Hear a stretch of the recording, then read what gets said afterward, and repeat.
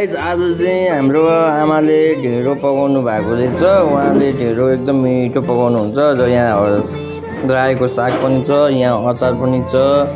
र हाम्रो पुनमजी पनि ढेँडो खानुमा एकदम माहिर हुन थाल्नु भएछ। अनि पुनमजी, अनि ढेँडो आमाले कस्तो बनाउनु भयो एकचोटि भनिदिनु पर्यो है। एकदम मिठो छ, मिठो। अनि हाम्रो विक्रान्त सर ढेँडो नखाने भन्नुहुन्छ। उहाँले चाहिँ किन ढेँडो नखानु भएको बाबु तिमीले?